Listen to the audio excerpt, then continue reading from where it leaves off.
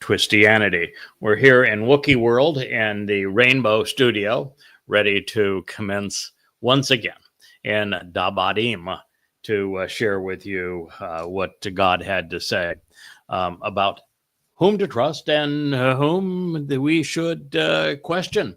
And thus far in Dabadim 18, Deuteronomy 18, we've learned that the ultimate person, the single most important person to us, was introduced as a prophet, similar to Moshe, which means he was a player prophet, somebody who was engaged and saving God's people, in addition to being one who spoke about the past and future using Yahweh's inspiration, and that he was one with Yisrael, a brethren of the audience, which means that he would have been a Yehud amongst Israelites, the most centermost of the tribes, the most beloved of God, that he would also be one that Yahweh would raise up at the proper time to establish his people. And in this hearing, you are among the few who have come to know the solution to that riddle, because throughout time it has been wrongly attributed to others, when the answer, I think, is rather obvious, that it is in fact Dowd. And following that, we considered the test that Yahweh provided for us to determine who was speaking for him and who was not, and learned that those who speak for God are announced by God, that God tells us precisely who he has chosen to speak for him. And if you're dealing with someone like Paul and there is no positive reference to him to suggest that God chose him to speak through, then he is lying when he claims to speak for God. Same thing would be true with Peter and John and Mark and Luke and the whole cadre of them. Same thing would be true with Akiba and Maimonides. There's no reference to them anywhere. So they do not speak for God. And then he follows that by saying that what the individual who speaks for God claims that God told him must come true, that it must happen in that way. And it also speaks of Bo, so it's not just Haya, which is to be, but Bo, to arrive, to come and go. So since the comings and goings of not only the children of Israel, but of the most important person, the person who was delineated in Debadim 18 is Dowd, the comings and goings of Dowd, of which there are 3 different lives, would be the single most important test of someone who is a prophet speaking for God. If you get the comings and goings of Dowd right, then you're speaking for God.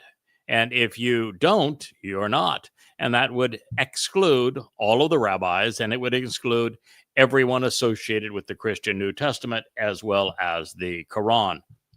All gone. You got to know the comings and goings. You need to know when things happened, when the covenant was initiated, through whom, where they were in their journey, where they were brought to, and who said what to whom along that way, so that we can join them. You need to know when it was confirmed, where it occurred, that we have the dress rehearsal for the means to enable the benefits of the covenant on Mount Moriah in 1968 BCE. And then how Dowd not only came into our lives and was initially chosen by God in the time that he was just 8 years old, a shepherd in Bethlehem at that moment, and then was anointed as the Messiah by Yahweh, chosen to be the king, and how this man became the prophet of whom Moshe was discussing in Debadim, Deuteronomy 18, but then went on to defend Israel, establish the city of Dod, acquire the Temple Mount, and ascertain that he should be the one who volunteers as the Passover lamb to fulfill Pesach in year 4000 Yah 33 CE on Mount Moriah, which he did and wrote about as a prophet, understanding his comings and goings, how he returned, of course, then to fulfill Pesach in 33 CE and Matzah and Bakodim, leaving this earth to go to Sheol, a black hole, to deposit our guilt, and then returning to heaven, all about the comings and goings of Dod. If you want to understand the covenant, you understand what Yahweh is offering, you understand what this gift that he is providing to us and how to capitalize upon it and be part of the covenant family, make the Shabuah harvest, boy, there is nothing more important than knowing the comings and goings of Dod to David. And so this is the message that God has delivered to us thus far. And he has been very clear. He is saying that you need to be consistently right over time about that which has been, that which will be, and these comings and goings. If you claim that Yahweh himself spoke this to you. And that's a huge difference between what one might otherwise expect of a prophet. You see, a prophet like Moshe and Dod, who said things that, well, weren't accurate, and said many things that were profoundly accurate and inspired, the difference between those two things also applies to the role that I'm playing. If I deduce something from an earlier revelation of God, and I use evidence and reason to make a conclusion, and I share that conclusion with you.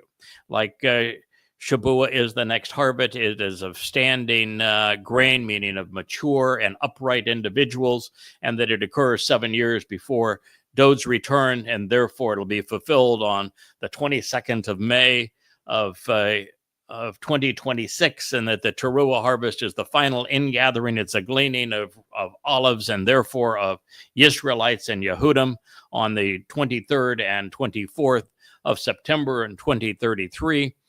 I have made an intelligent deduction from the testimony that Yahweh has revealed to his bona fide prophets. If I happen to be wrong in any aspect of that, I have not in any way infringed or negated prophetic credentials. Now that might say, well, how is that possible? You'd be wrong. No. I'm using the testimony that God has revealed to others to make an informed decision and to share with you what I know when I know it. And then if more information provides a clarification, share that with you. It's quite different than what that statement read, because it says that he claims Yahweh said to him, that Yahweh spoke to him. So if Moshe says, I'm not the right guy to go in and deliver the children of Israel because I've got a thick tongue and my diction's not very good.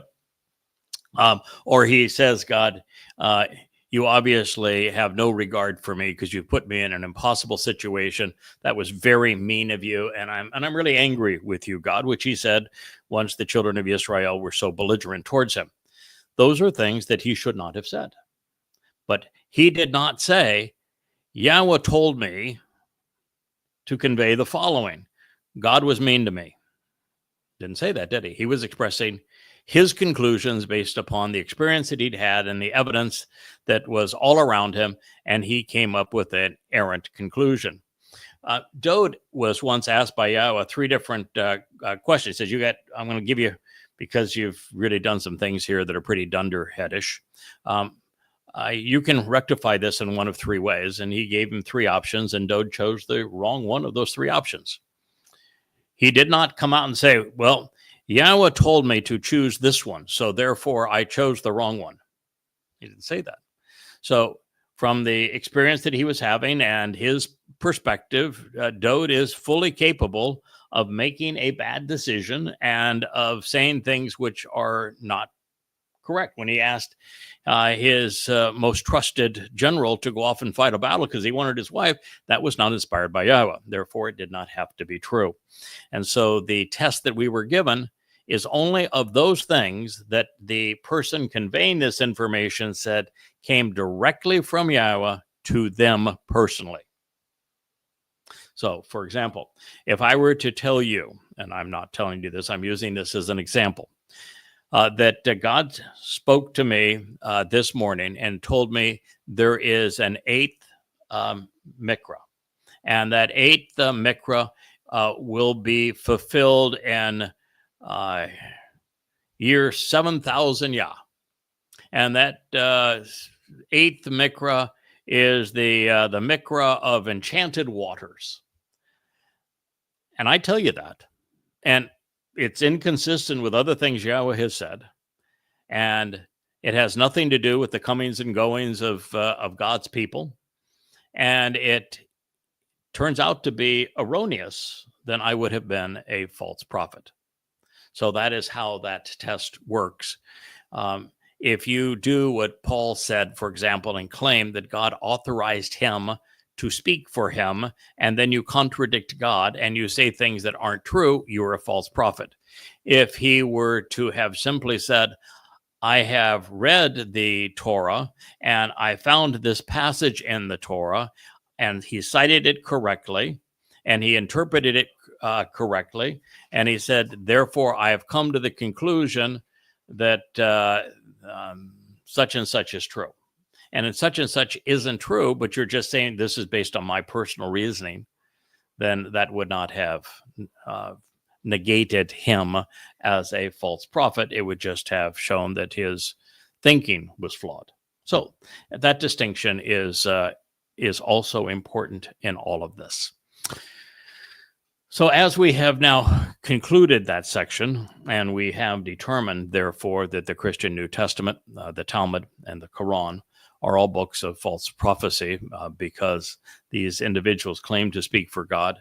They did not use Yahweh's name, and they claimed personal revelation, then all false prophets. So there was more to this. While the 18th chapter has concluded, there was another address by Moshe regarding all of this. And this one actually came before Devarim 18. It was in Bamidbar. And it's just so fascinating how many things in Bamidbar numbers apply to our situation today. It's like we're going to take an interlude and we're going to take a census of where we are and where we're going. And I'm going to share a bunch of prophecies with you that you're not going to understand until we reach the time when you need to know it to survive. So this is Bamidbar 27:15. Then Moshe spoke to and for Yahweh. Now, he is here now, putting himself in a position where he is claiming that he is speaking for Yahweh and that Yahweh told him the following. So, then Moshe spoke to and for Yahweh to convey, to say, Yahweh Almighty, of the spirits for any herald, serving as a human messenger, has spoken to, summoned, and appointed for the purpose of being accountable, and that he is an individual man positioned as the witness on behalf of the eternal and restoring testimony to the community. And he, for the benefit of the relationship, will be brought forth and brought out to disseminate the information publicly before them. And I'm going to pause there for the moment, and let's just go back before we get too far into this, and we can get our bearings. And just as a friendly reminder, I'm going to ask the captain of the cables to change this text when he can to that same highlighted yellow text, so that when there's a long explanation within the parenthetical amplifying the passage, it is less intrusive in this kind of a format, particularly when I'm reading a screen that is 10 feet from me. It would make this process a lot easier in trying to hit the highlights of the testimony. Now we're going to go back and look at the details. So Moshe, whose name means one who draws out, spoke Debar. He used words on behalf of and with his relationship to Yahowah. And we know Yahweh's name. We've said this many times. There is no question how to pronounce Yahweh's name because the pronunciation of Yahweh's name is provided by the verb that he said it was based upon, Haya, and Torah, which is the book in which his guidance regarding the pronunciation of his name is presented. And so between those two words, we know that Yahweh's name is pronounced Yahowah. So Yahweh Almighty, so here again, to validate his authenticity, to speak for God, the very first thing that Moshe does is reference Yahweh's name. No one speaks for God that does not use Yahweh's name. And if you want to know the individual whose credentials would be the most valid in this regard, it would be somebody who, after a long period of time, reintroduced Yahweh's name to his people and to the world. Yahweh Almighty. And this is now an interesting word that follows. It's ruachoth. Ruach uses the oath ending to convey plural because it is feminine, and many feminine nouns, rather than using the ym ending to convey plural, use oath. So this is Yahweh Almighty of the Ruach spirits, Ruach spirits.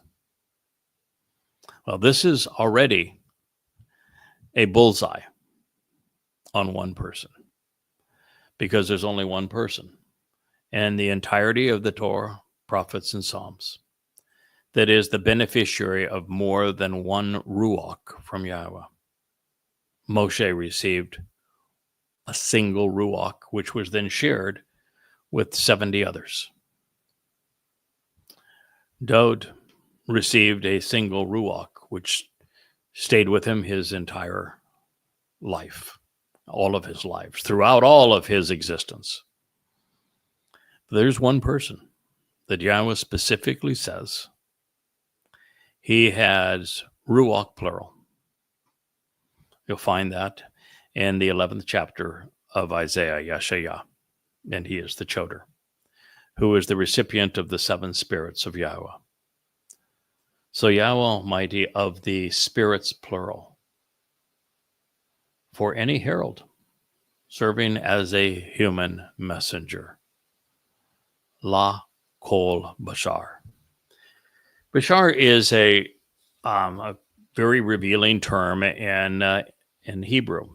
It is very often conveyed as animal, person, human, flesh.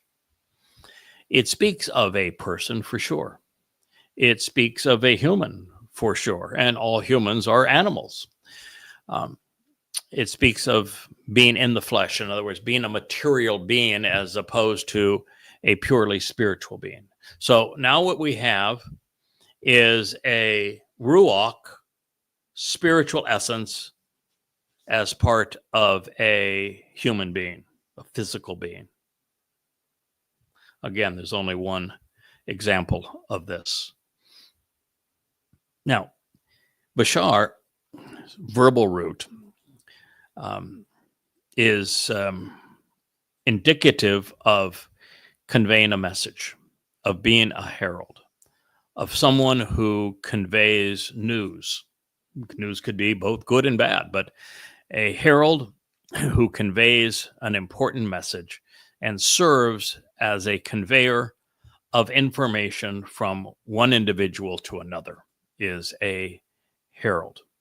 A herald would very seldom work on their own initiative. A bashar's message is not necessarily their own. It is a message that they're conveying from another.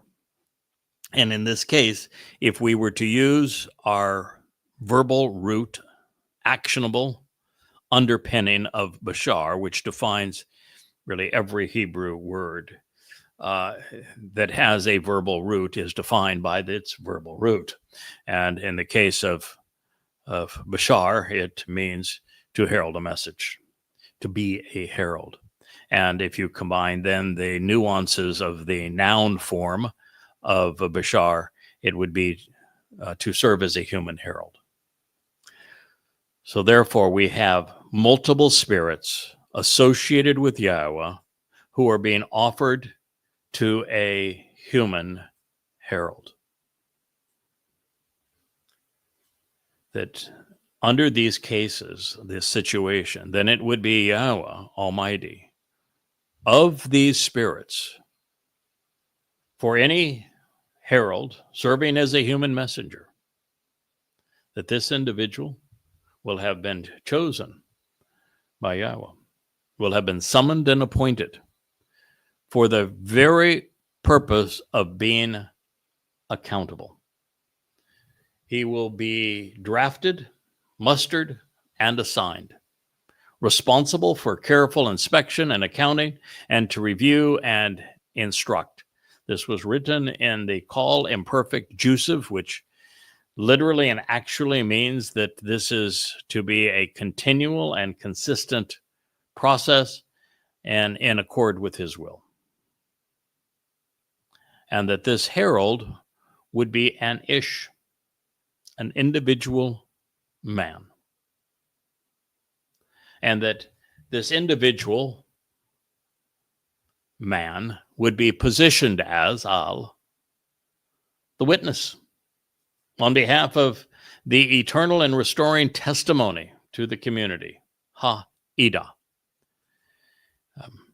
Ed and ida, masculine and feminine, serve as the Hebrew word to convey eternal testimony, restoring witness. It's one of the many titles ascribed to the bashar, who is Yada, also known as the Choder, the recipient of the seven spirits of Yahowah. And so this bashar has been positioned to be a witness on behalf of the eternal and restoring testimony of Yahowah to the community. That is Bereshith 27:6. Then it goes on to say, who, for the benefit of this relationship, Asher, will be brought out to disseminate the information publicly. Yatza, he's going to lead another exodus. He will come out and go forth to serve, to emancipate, to withdraw, and to lead in the form of an exodus.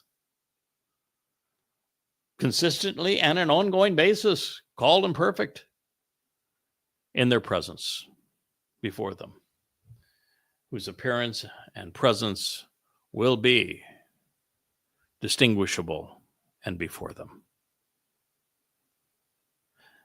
And to reveal the correct path to the relationship, Asher, he will arrive to pursue their return and their inclusion.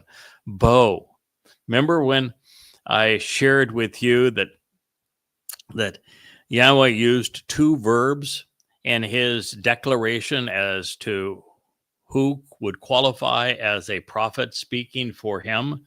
And one of those two words was Haya, which is the basis of Yahowah's name, means was, is, and will be. And the other was Bo, which speaks of coming and going, arriving and returning. Well, here it is again.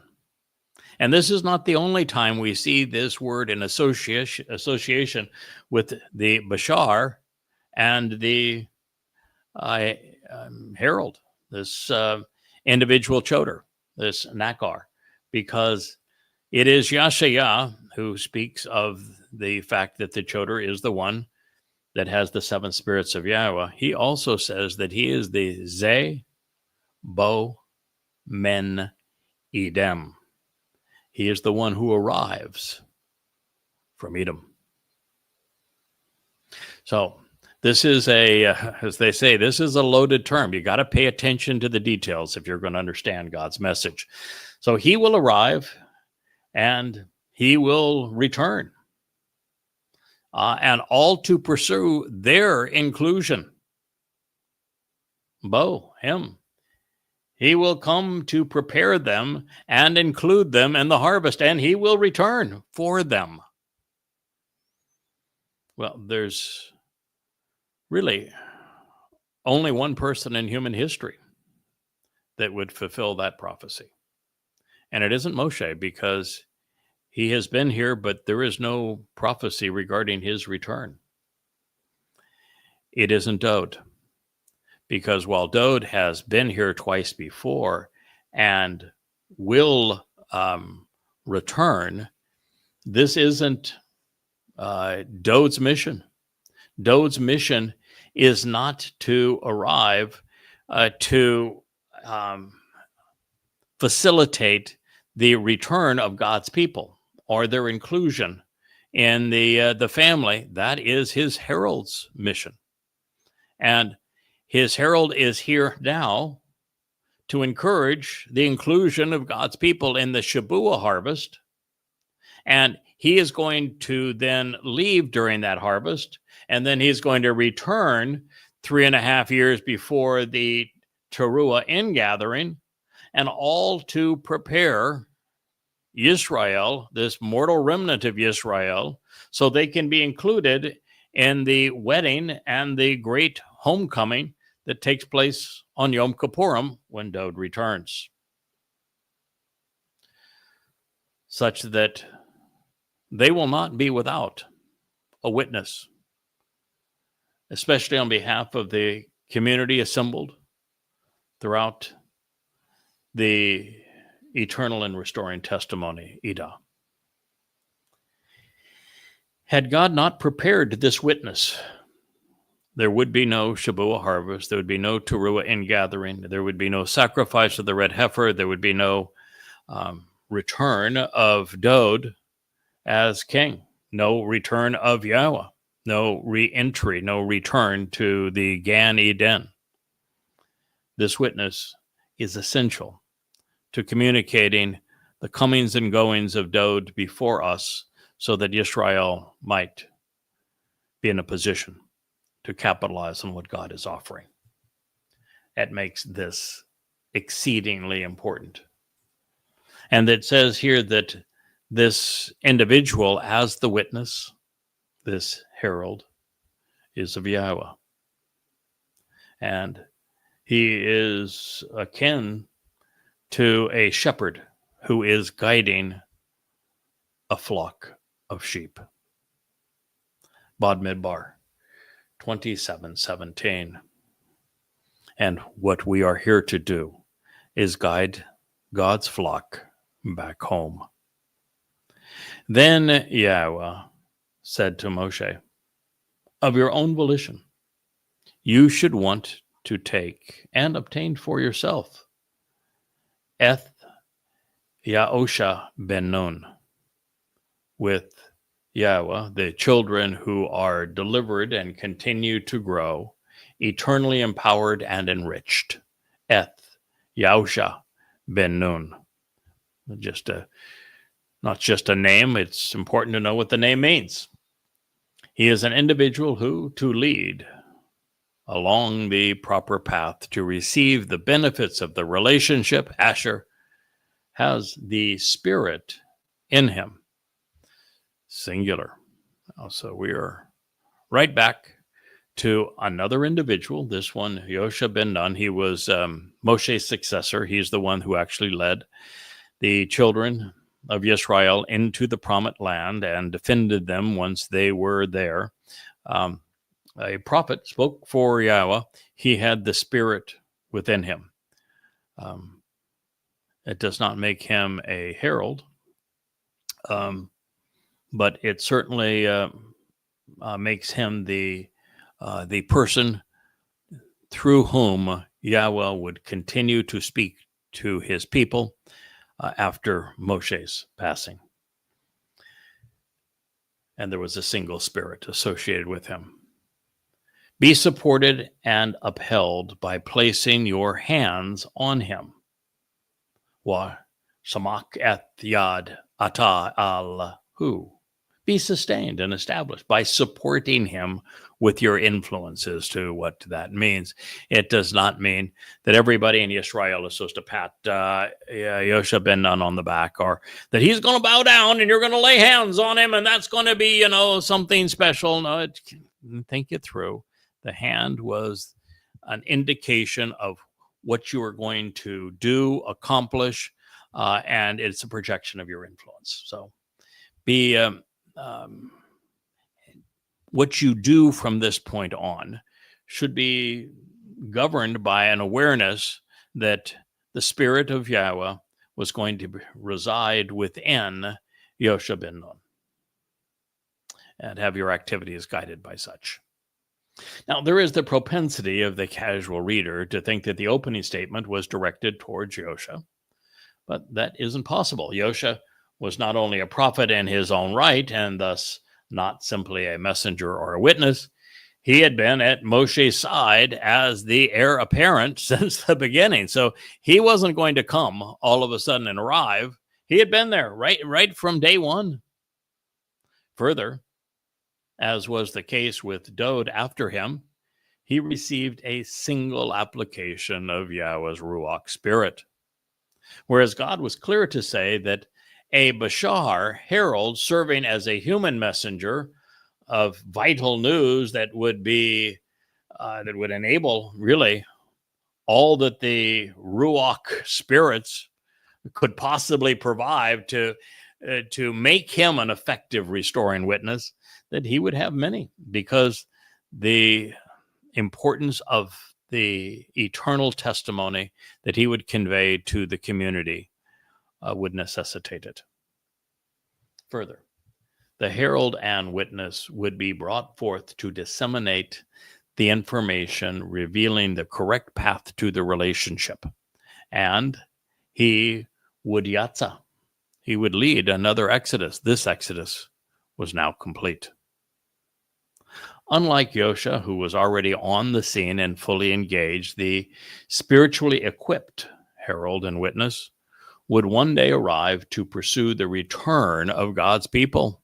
They had already returned by this point, preparing them for the harvest, which at this point were 3,470 years in their future. Knowing that they would be without a prophet for 2.5 millennia, he knew that they wouldn't be ready for Shabuah or Towrah, nor survive to celebrate the homecoming on Kippurim without an Ida witness. So Yahweh was announcing that he would provide and equip a Bashar herald to serve as an Ida witness to Ra'ah, shepherd his flock back home. As a result, Yahosha ben Nun was with Yahweh. The children of Israel, so with Yahweh, the children of Israel are delivered.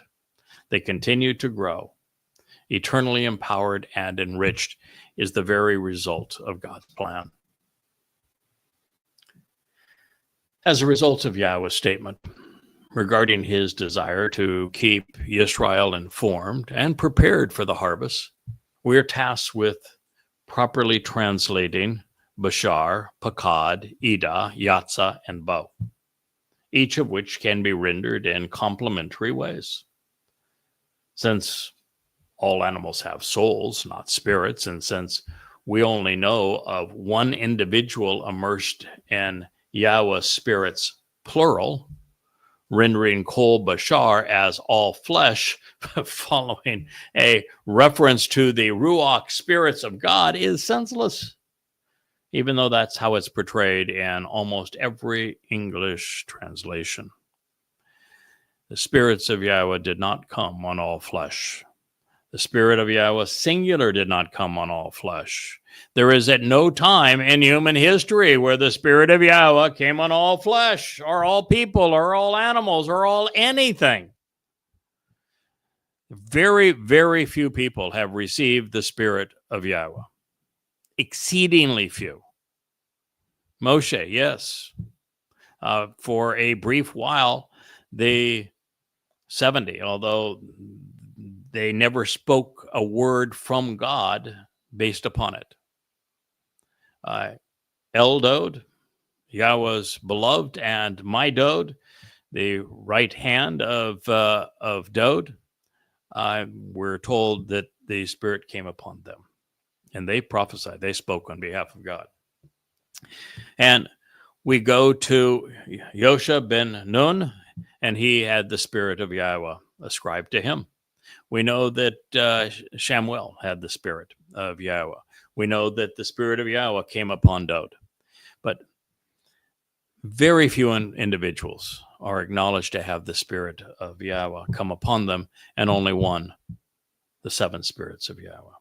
So to say that the Spirit of Yahweh came upon all flesh is utter nonsense, since it never did, much less multiple spirits.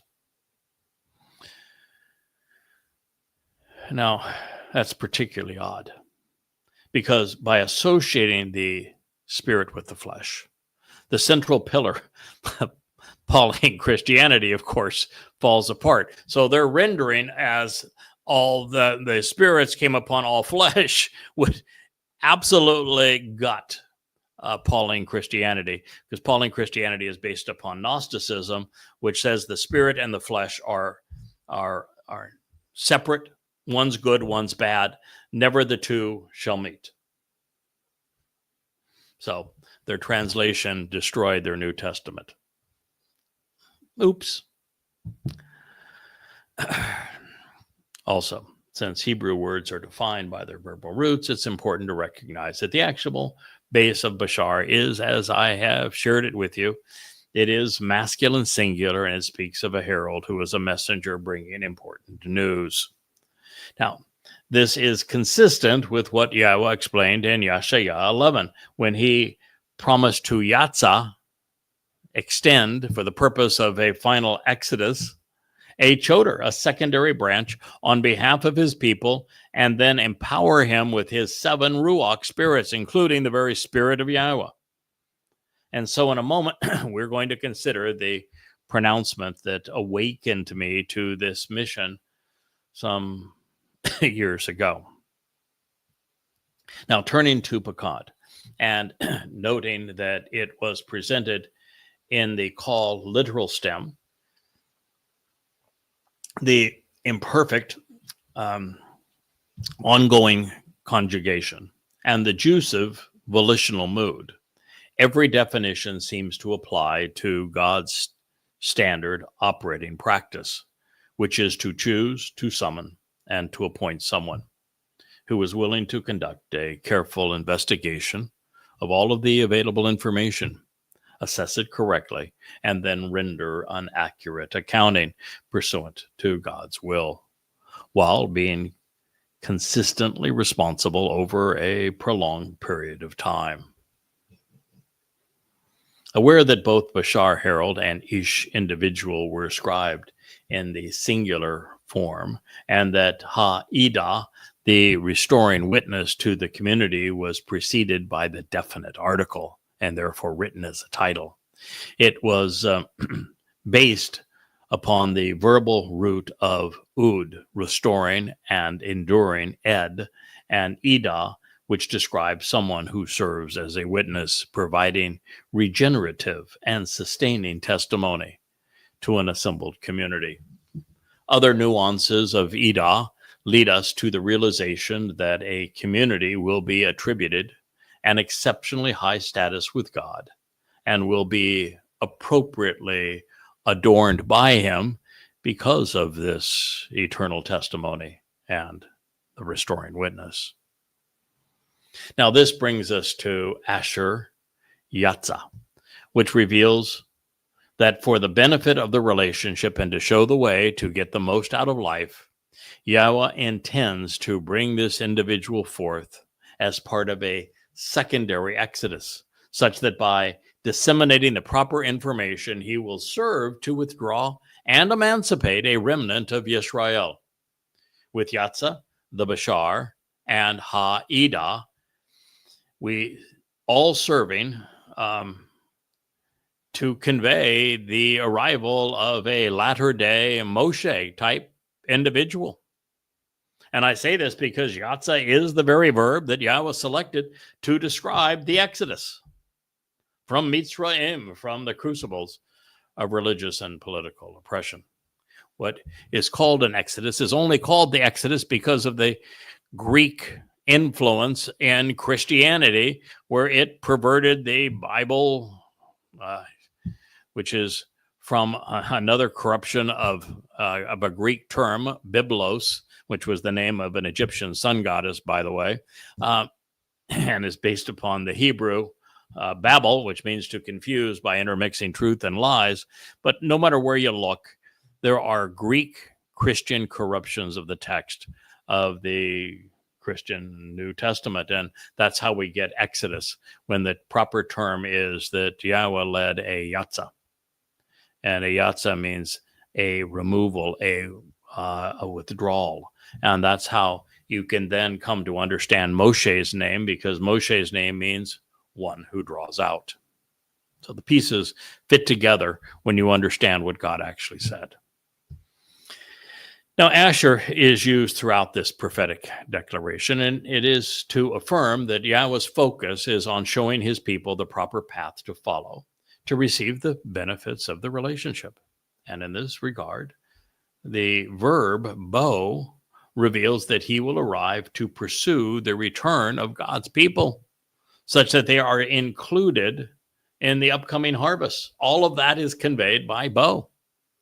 He is speaking of course, Shabat and Towrah, both of which will be fulfilled in the near future, 11 months and 99 months from now.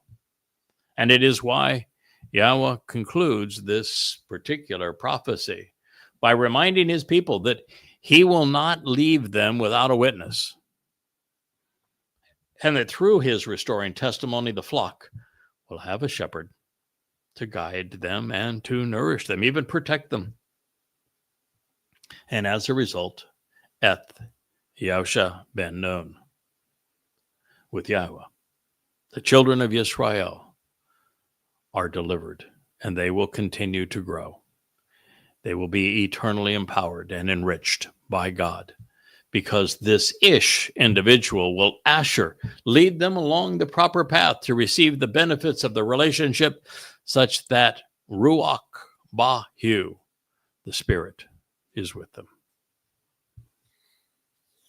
Now, before we move on, let's consider what Yahweh had to say about his unprecedented support for the expansive role of his children, this secondary branch, this sucker that gives renewed life to the fallen stump and the neglected roots that once represented Yisrael. It is a descriptive title for the Bashar, the herald, and for this Yada witness, and explains the role he will play in awakening God's wayward children. This is then that prophecy that the whole world should be looking for this individual, since he plays such a profound role in the last days to call God's peoples home. And he is so uniquely equipped by God. It reads, then a choder, a shoot, a secondary branch and sucker from the fallen stump.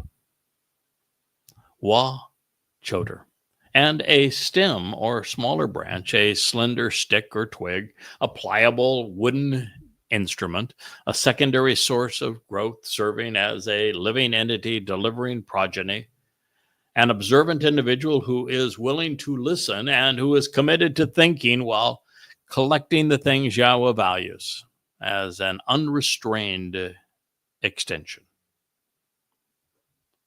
Even as the rod of divine judgment will be extended for a limited time. He will serve to conduct a yatzah. He will be brought forth and serve to draw out. Call perfect, active, sequential, third person, masculine, singular. Only one of him. He's a male. And he will be extended for a limited time by means of, out of, if you will, the stalk, the giza, that stump, that fallen stump, and that root from which growth emerges, the trunk that has been cut down, and yet, with the sucker, is capable of supporting new shoots of Yishe to stand out and to be noticed, to draw attention to the very substance of existence, from Yish to exist and become substantial, and to stand up and be noticed as an observant branch, a netzar, a secondary stem or shoot, that which extends from the primary limb, from netzar, to observe, to watch over, and to preserve, to closely look after, to focus on and protect by means of his roots and that which keeps him anchored, steadfast, and nourished. Shireshu, his base and foundation, and that which keeps him firmly established, such that he will continually bear an abundance of fruit, being productive, while encouraging productivity in others. This is from Torah. So that he will be consistently fruitful, while causing and enabling prosperity on behalf of successive generations. Written in the Call Imperfect, Yeshaya, Isaiah 11:1. You no doubt noticed that I paused before sharing the definition of the concluding term. It was written as a verb. It is para. Have you ever considered the identity of the final sacrifice? Have you ever heard of an Adamah para? Adamah means bloody red man of the earth.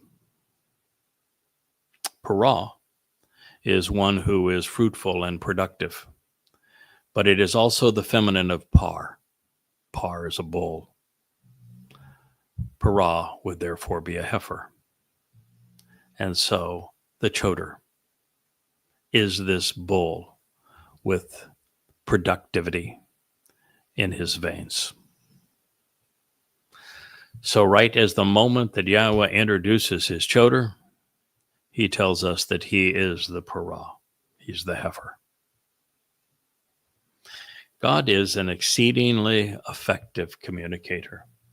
And yet, even when we focus as diligently as possible, even when we study every nuance of every word, there's still the tendency to read right over it, isn't there? Did you know that in the opening salvo regarding the introduction of the choder, that he was called a para, and that para was defined for us, and it ain't a girly cow? So this bloody red man of the earth, who is para, he's productive. He's fruitful. How is he productive and fruitful? He leads, orchestrates the Shabuah and the Teruah, harvest and gleaning.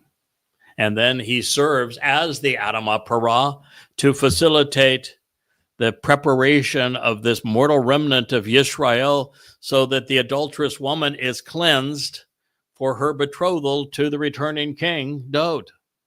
That's about as productive as you can be, although you could add 35 books that bear the name Yada Yahowah, and maybe 20,000 hours of audio programming explaining them. I would say that'd be a productive life. And we're not done being productive. I will read that again, and then we will go to the next statement. Then a choder. Then a choder. Why isn't the world looking for this man? Why did the man who is the choder have to tell you about the passage that speaks of the choder when it is in the one scroll where we have the entire text from the Qumran caves sealed in a jar for our very eyes to see at this time, the great Isaiah scroll? And right here in the 11th chapter of the great Isaiah scroll, it opens with then a choder. And it speaks volumes about him, and even tells you that the choder is going to be rooted in the very things that brought Dode forth. The rootstock of Yishai, Dode's father. He is rooted in the rootstock of what brought Dode to us. He is a sucker that gives new life to the fallen stump that is Yisrael. He is a Natsar. He is an observant individual. It says so much about him, and we haven't even got to the good part yet. So then this choder, this shoot, this secondary branch. Secondary branch? Well, who's the primary branch? Well, that would be Dode again, wouldn't it? So what is this choder all about? He's bringing your attention back to Dode, our King, our Savior, our Messiah, the very Son of God, the central figure in God's story. He's a stem off the main branch. He's a stem off the tree of the knowledge of good and evil, so that you might know what religion has done to corrupt your thinking, and so that you might then be able to replace it from the truth, from God. And he is a stem off that main branch, the Shemach that is Dode, representing the tree of lives, because he wants you to enjoy a second life, this one with Yahweh. Then a choder, a shoot, a secondary branch, this sucker from the fallen stump, will be extended for a limited time. He will serve in this role, Yatzah, to facilitate another exodus. This one from Babylon, my friends, from the corruption and the confounding of intermingling truth and lies that is so prevalent within politics and religion. That is what this exodus is from the corruption and the babble of the Bible. Yatzah, by means of the stalk, the giza, the stump, the root, that which represents Yisrael before she was chopped down and fell away from God and began to rot. Of Yishai, the very source of who brought us Dode. Corrupt as he was, in this case, from a utterly useless man with a marvelous name, became the most important man who ever lived. I too had a rotten father. I know exactly what Dode endured. I couldn't wait to get away from mine either. And Dode by 8 was out tending sheep in Bethlehem to be as far from his as he could be. Of Yishai, to stand out and to be noticed, and no one has stood out to be noticed more on this issue than I have been. And he is a netzer. A netzer is one who is observant, a branch and a secondary stem which watches over, preserves, looks after, focuses on, and protects by means of his roots, and that which keeps him nourished and steadfast and nurtured, anchored in the land, the promised land that is Israel, and that which will continually bear an abundance of fruit, because he is the Torah. He is the productive one, encouraging productivity in others, because he is the one that God chose as the final Zeroah, the one sowing and cultivating the seeds that lead to a productive harvest, because his primary responsibility is to encourage Goyim and Yehudim to participate in the Shabuah harvest by capitalizing on all Dode has done and Yahweh has said, and then to serve as the Adamah Parah, the red heifer. It's powerful, isn't it? And as I say, that's not even the good part. But as introductions go, if you're going to have an introduction from God, that's a pretty good one, I think. Well, up to the point you realize that the red heifer gets the tar beat out of him by Satan. But he's really productive, even up to and including that point, because of what God does with that sacrifice. And I'm just having fun with the whole thing. It is so much Yahweh for him to take. He told us that the Nakar, which is also an observant foreigner, he told him that the Nakar would be his son as well as Dode being his firstborn, because the two men that are sacrificed as part of the Moedim to fulfill them and to reconcile God's people, bring them back home, are both part of his family. He's offering his very sons in this role. So it's all good with God, and we're fully in support of the plan. But it is kind of funny in a way that that he's introducing the Basar at this very moment. All right, so this is because, and now you're going to hear about seven spirits. The spirit, the Ruach of Yahweh, will settle and remain on him.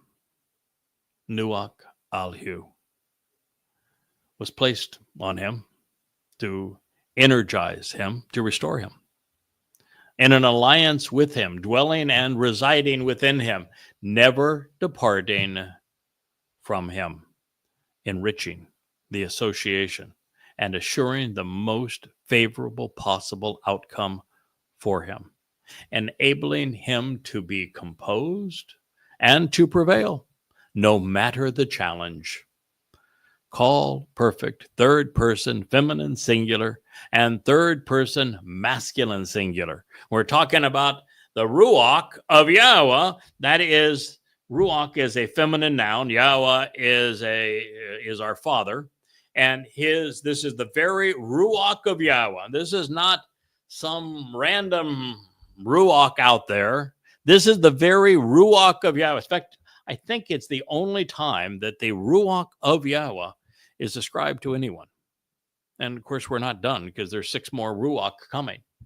But this is the Ruach of Yahweh. That makes this individual, in terms of his association with Yahweh, more profoundly influenced by Yahweh than anyone that he has ever set his Ruach upon.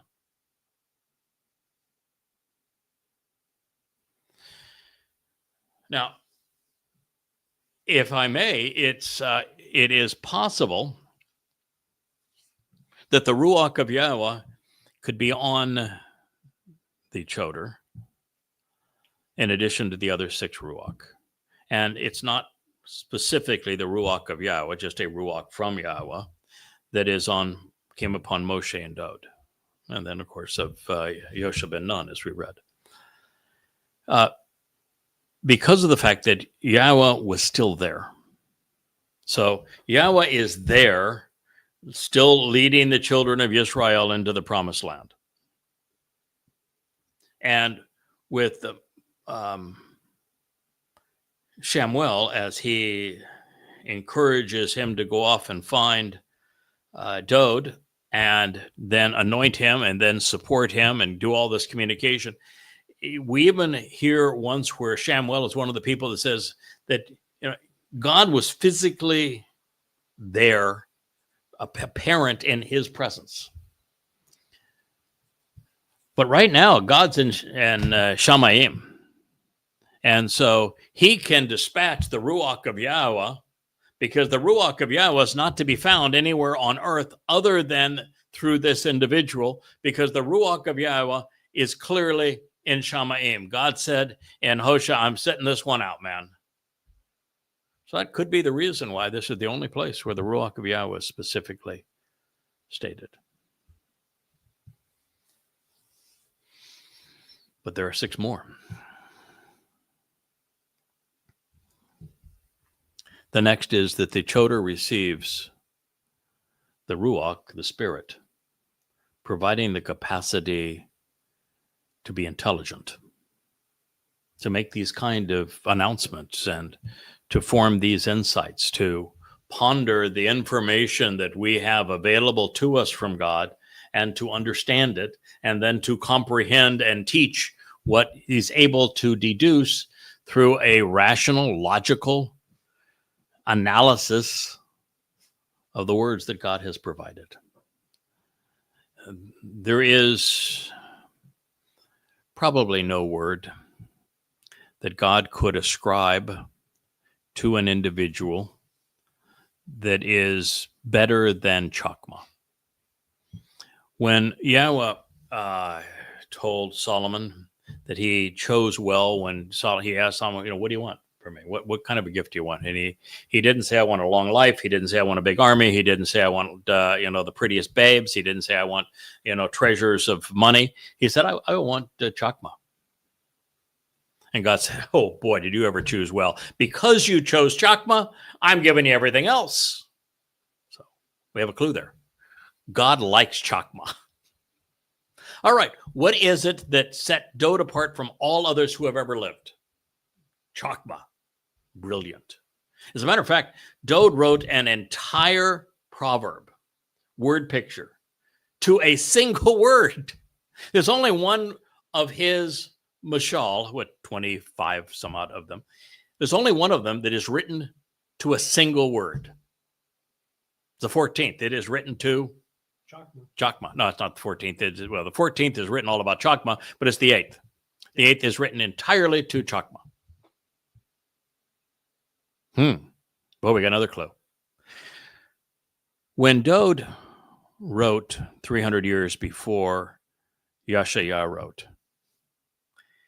he introduced the Towrah.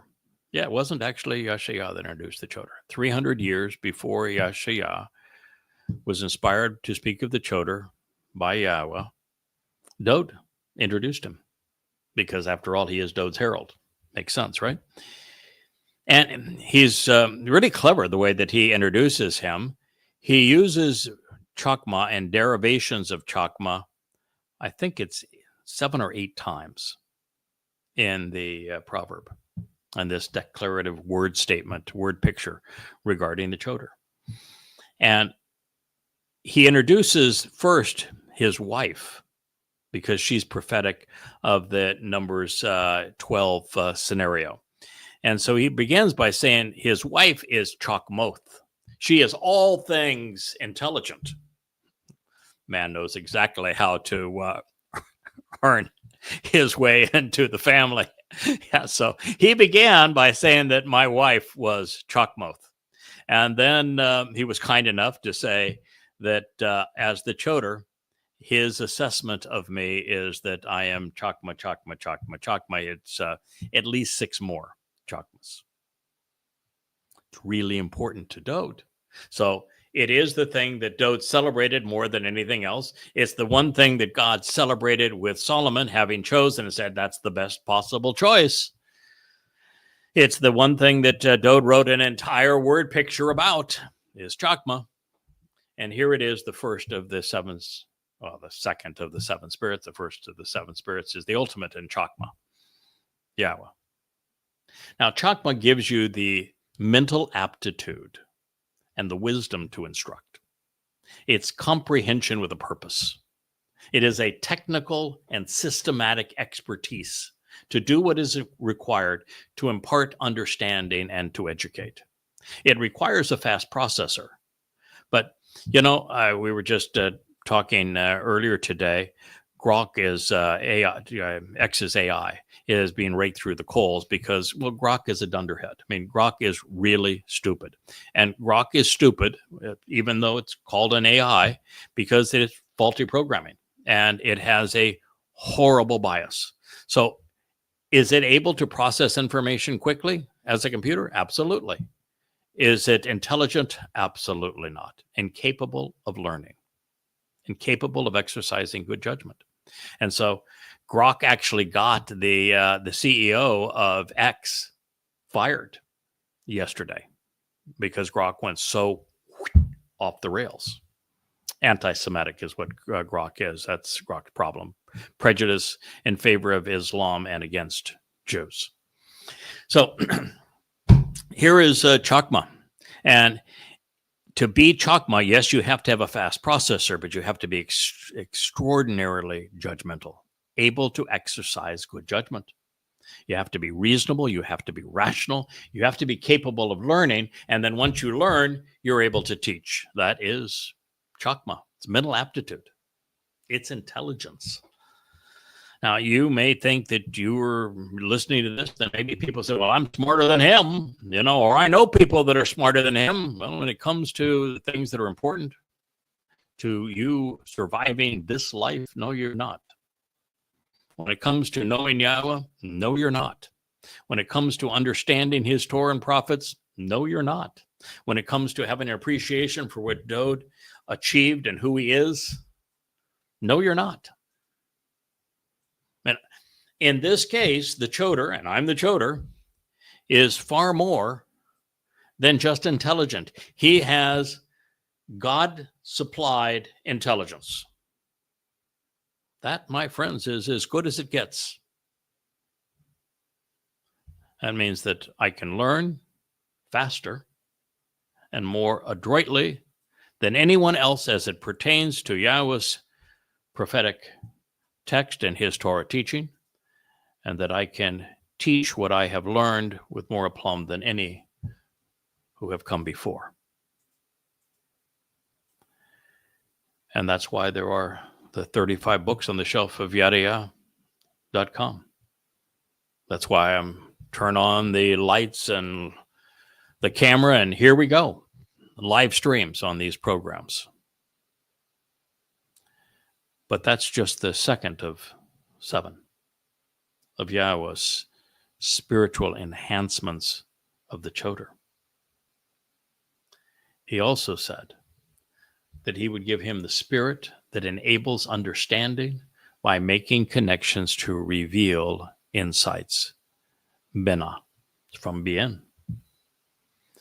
Facilitating their propensity to ponder and process information by being perceptive and discerning, discriminating and judgmental, making intelligent associations which lead to comprehension, conceptual analysis, revealing how to react and respond after full and thoughtful consideration. Is from bien, making the connections between things so as to find the patterns and relationships, the common denominators, which cause comprehension. Now you might say, wait a minute, you already talked about that. That Chokmah stuff, isn't that the same as bien? No, they're augmentative. They're synergistic.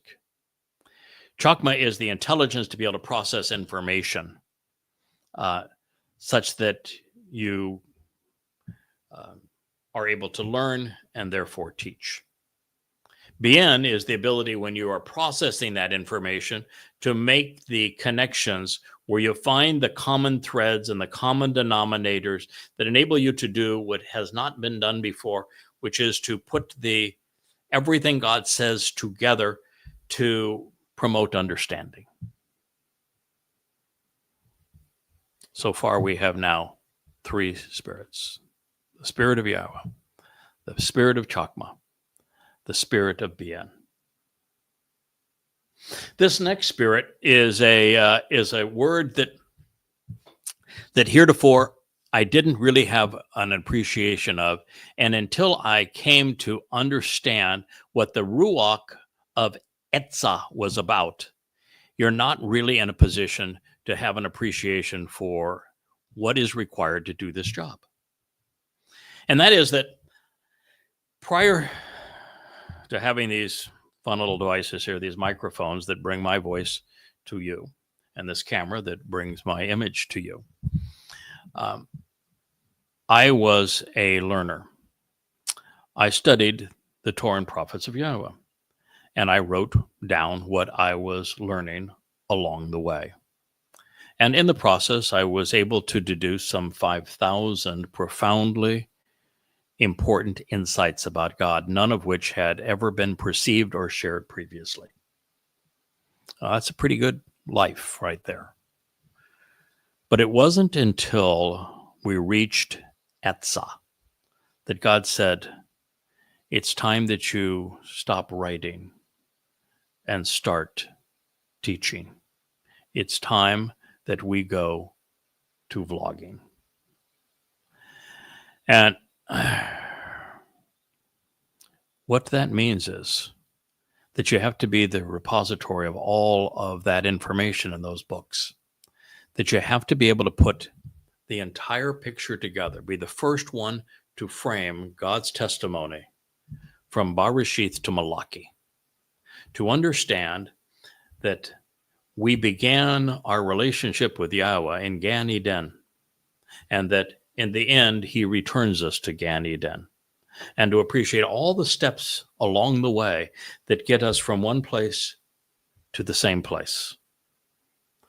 And why God chose the characters that he did and the words that he did to communicate this to us. And then once that picture is framed, so that you have the proper perspective, that the issues are properly presented, that your perspective is correct, then to put all of those pieces of the puzzle together so that they're all connected properly, so that you can see the portrait that God painted, the entire presentation from beginning to end, and how it all fits together. That's Etzah. It's advice and counsel regarding the entire picture from beginning to end.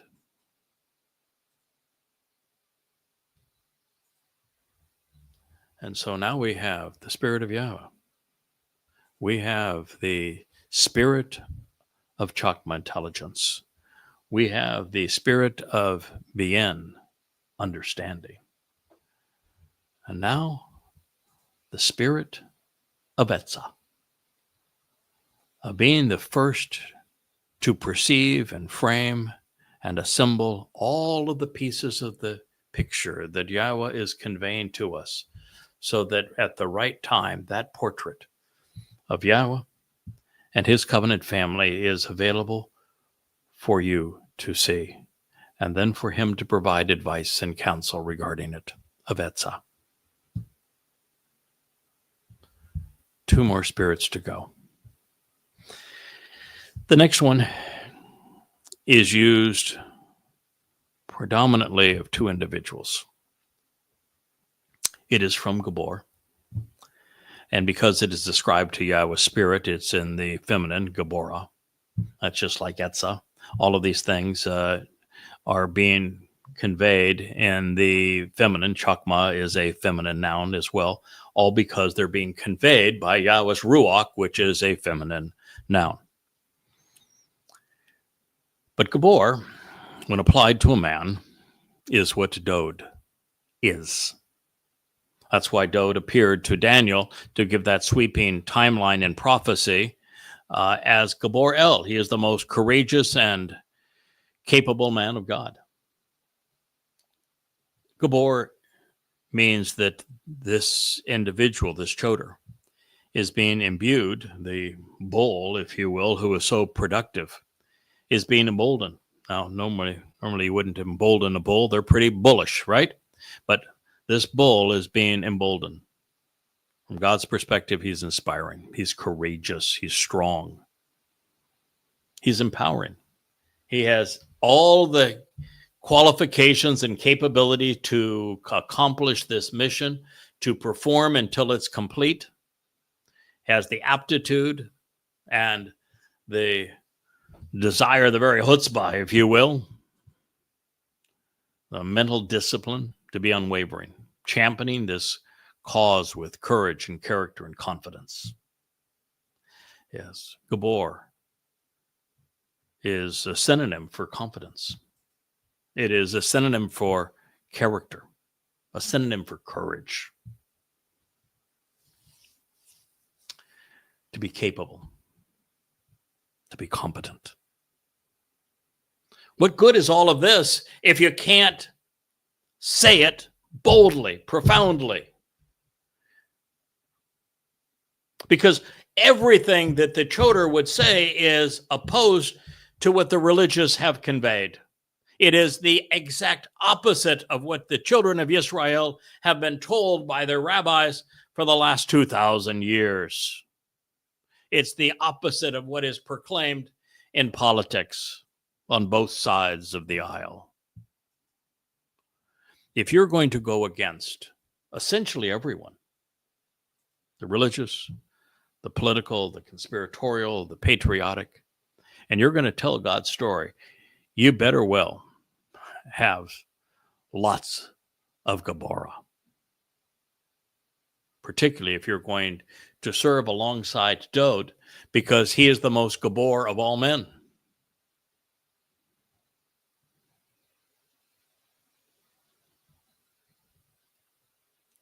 The next spirit is the spirit of knowing and knowledge of Dayath.